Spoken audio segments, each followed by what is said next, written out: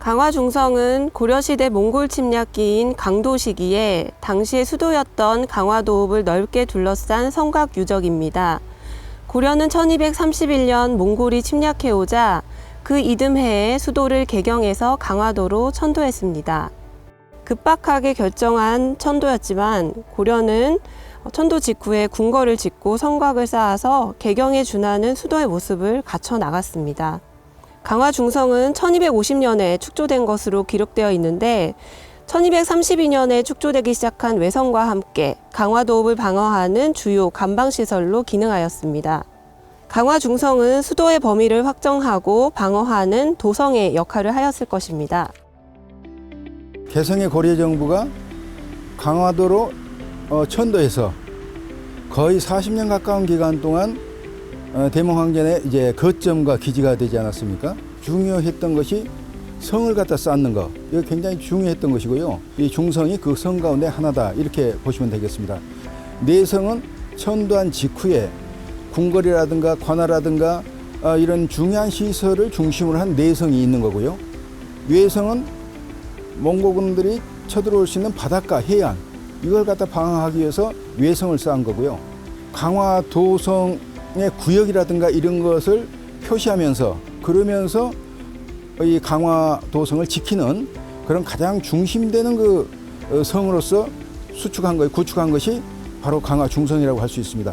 중성은 동북쪽 옥창돈대 인근부터 동남쪽의 신정리 일대까지 강화도읍을 디귿자 형태로 둘러진 토성인데 총 길이는 11.39km로 알려져 있습니다.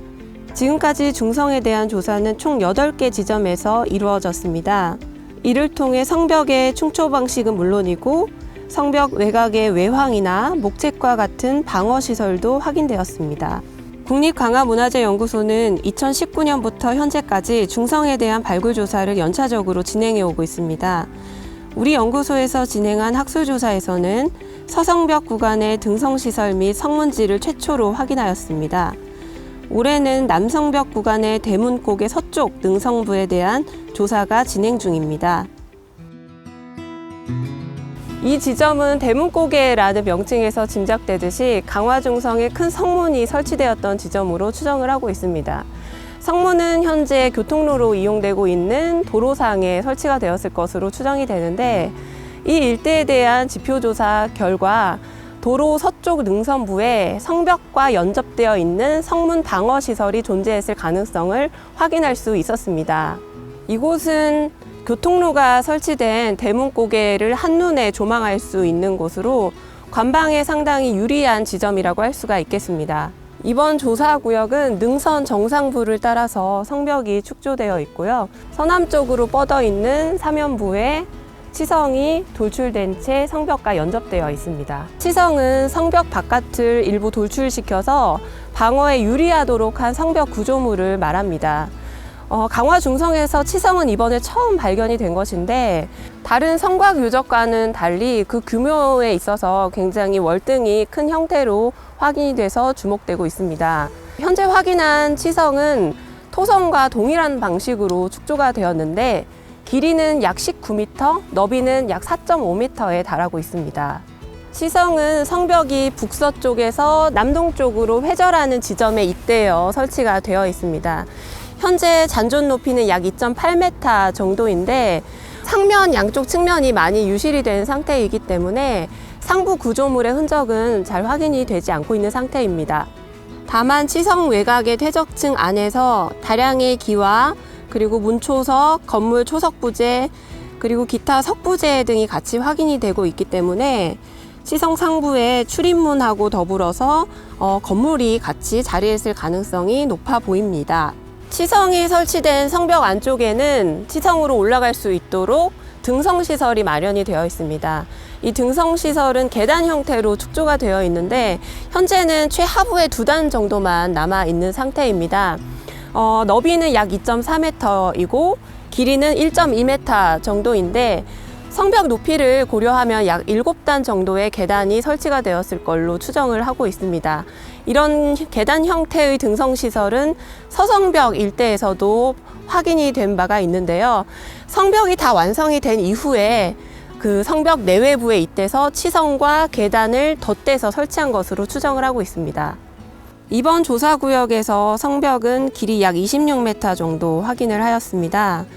성벽은 능선 정상부를 따라서 비교적 평탄하게 진행을 하다가 대문고개로 이어지는 동쪽 경사면에서는 점차 낮아지는 형태로 축조가 되었는데요. 축조된 너비는 4.5에서 4.7m, 잔존 높이는 성벽 안쪽 기준으로 해서 1.4에서 2.1m, 외측 기준으로는 2.5에서 3.3m 정도입니다. 성벽 상면은 성벽의 구조물이 거의 확인이 되지 않고 있는 상태인데 성벽을 축조했을 당시에 설치했던 기둥을 중심으로 해서 남북 방향의 성렬이 확인이 되고 있습니다.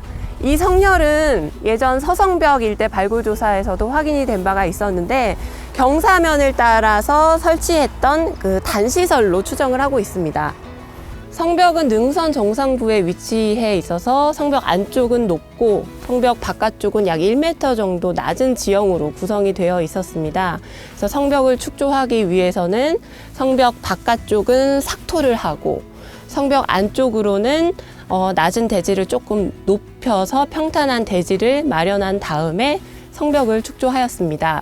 대지 조성이 완료가 된 다음에는 기반층을 U자 형태로 굴착을 하고 할석을 2단에서 3단 정도 쌓아 올려서 기단시설을 구축을 했습니다.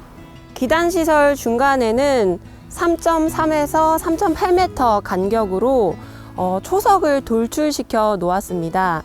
초석 상부에 기둥을 세우고 기둥과 기둥을 연결하는 목재 판축 틀을 설치한 다음 본격적으로 판축을 진행하였습니다. 판축은 해발 고도가 낮은 외측 기단부부터 먼저 진행을 했는데 내측의 기단부와 동일한 높이로 1차 판축을 한 다음에는 안과 밖을 동일하게 판축해서 쌓아 올려서 높이 3m 정도의 성벽을 완성한 것으로 추정합니다. 판축은 기본적으로 기둥 한 칸 규모마다 판축 툴을 설치해서 이루어진 것으로 추정이 되는데 성벽 상부의 경우에는 기둥 2칸 단위마다 판축을 진행한 경우도 있는 것으로 보입니다. 기둥과 초석은 판축 툴을 조성하는 데 있어서 가장 기본적으로 필요한 시설물이지만 성벽 구조물을 시설을 하는 데 있어서도 주요 기점이자 규모의 기준이 되기도 하였음을 알 수가 있습니다.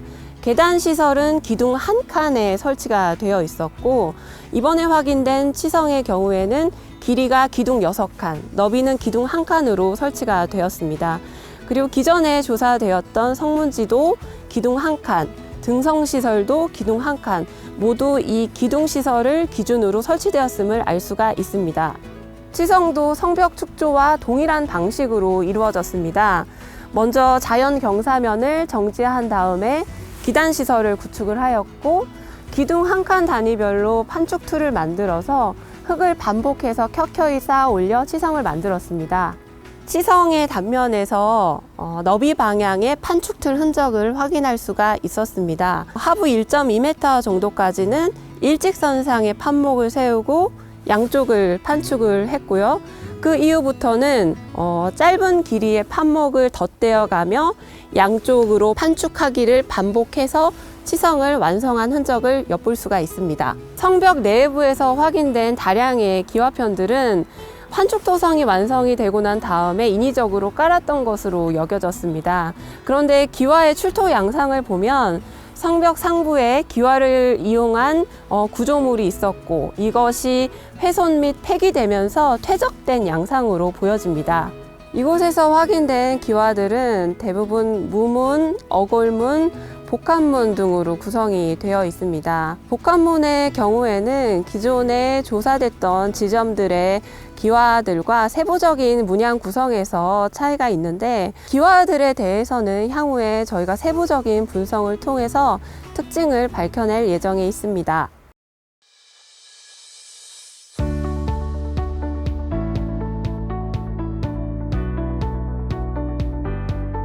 강화 중성은 아직 실체가 명확치 않은 강화 도성을 반증하는 유적으로서 그 중요성이 매우 높다고 할 수가 있습니다.